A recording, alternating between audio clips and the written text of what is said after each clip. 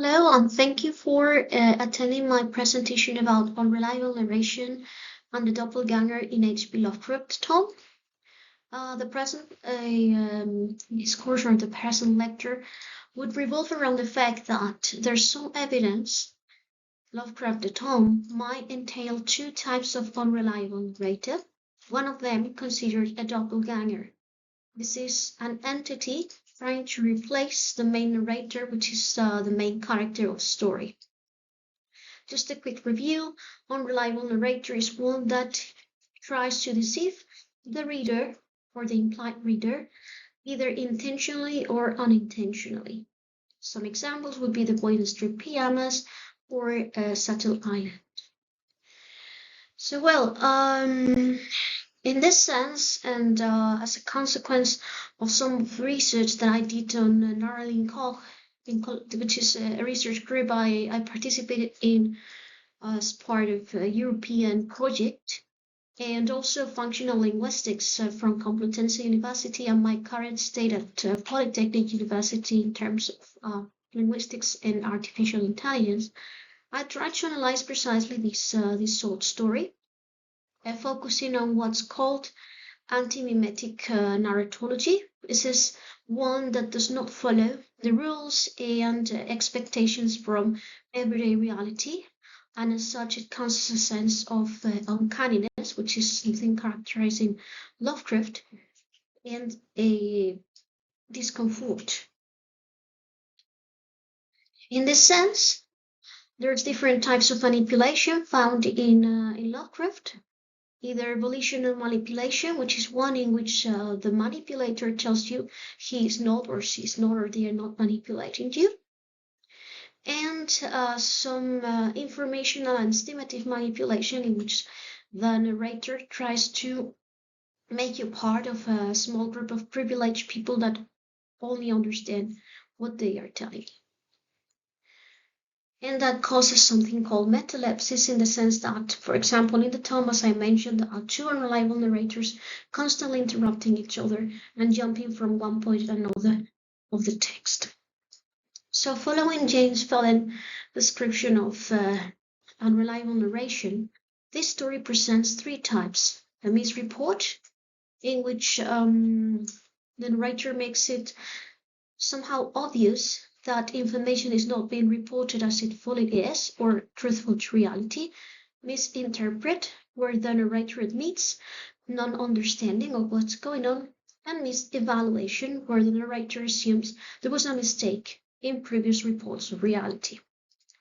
So in this sense, the focalization varies during the entire story, making clear or making an evident metalepsis in the sense that reality is not being reported in a usual way. So there's zero focalization, for example, when the narrator adopts this detached perspective from the main character and showing that there's knowledge of what's going on, but expect the readers to have even more than him per se.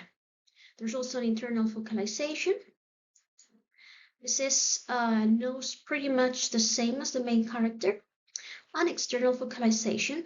The character knows some information that is not being revealed to the narrator, neither to the reader. So one of the main points identified here to determine narrators would be something called deictic shift.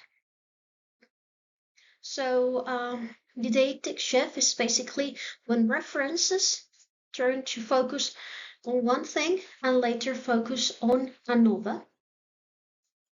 This could be found, on the one hand, in the use of different unreliability strategies like the real and the unreal, which is a paradox dichotomy, trivial and unreal, which is just emphasizing, not sure about reality, not taking oath, insisting on the fact that what's being told is something that not even the narrator is sure about.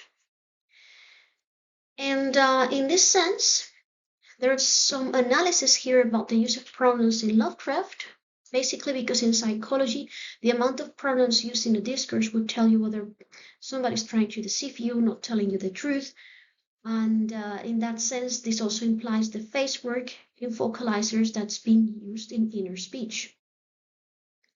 So the most frequent would be the I type in this case, followed by the indefinite type or the generic one, which is more like when we use one, someone, something unspecified somewhere, and then more personal pronouns. But these two, personal one and the indefinite, are the most frequent.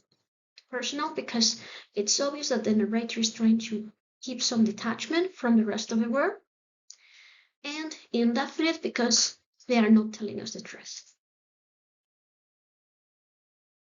In this sense, I made an analysis, a linguistic analysis of the use of each pronoun connected with some psychology insights. So as I mentioned before, if you overuse the I type, it's because you don't feel part of the group. In this case, the narrative is not part of reality, it's something different. And the second pretty use is the indefinite type, which is the one about trying to deceive the reader by not being specific or just by using these fluency markers. As I mentioned before, something, someone, some quantifiers that do not really tell you exactly the amount of thing, amount of people, or degree of things, which makes it obvious that the narrator is not telling the truth.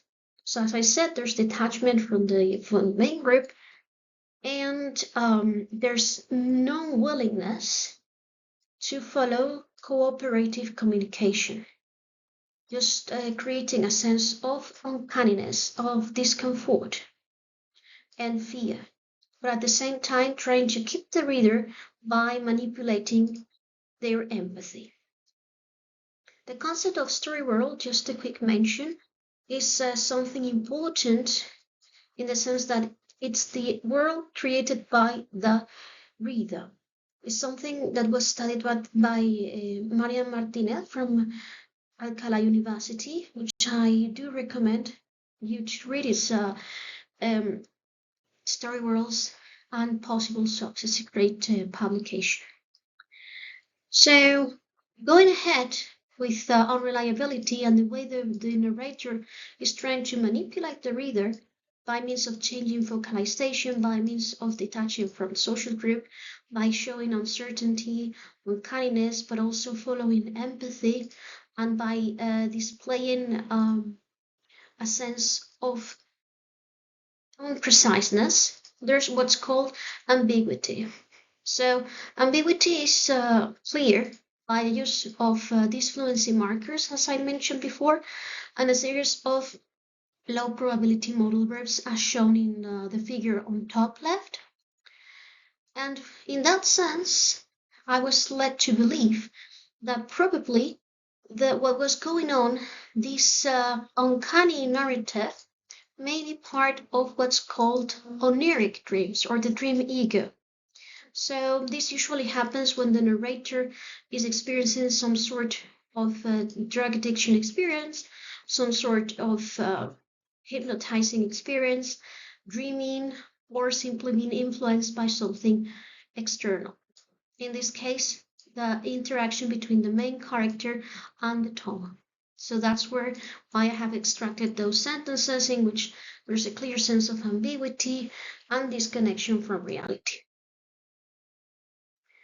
So these are just some sentences that really show the narrator is not alone, but at the same time, there's an interconnection or pivotal focus from a narrator that is not understanding what's going on and displays information in the best form possible, and another narrator that somehow experiences an evolution, physical and mental, creating like a split persona from the main one, and this would be the doppelgänger.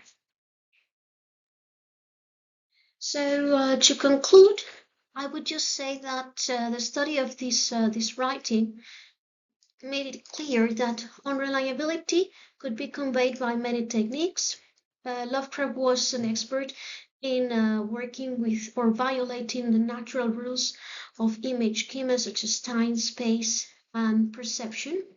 And in this sense, precisely designing an unreliable narrator that at the same time experiences a split persona or dream persona in the form of a doppelgänger, where there's an evolution in physical and mental state through the experience, through an uncanny experience, which is the visit of a Tom, is something that really makes it worth analyzing more into depth the way narratology was deployed in his writings, not only for linguistics and literature, but also in the area of psychology, as the proper use of pronouns and the use of these fluency markers do really tell us whether a person is experiencing something that goes beyond reality or not. So here I leave my main references, the ones used for this presentation. I insist on reading precisely storyworlds and possible selves. I would very much welcome any questions you may like to share with me, as I understand that this lecture was way too quick and I couldn't really analyze into depth all the little linguistic elements that let me distinguish these two narrators.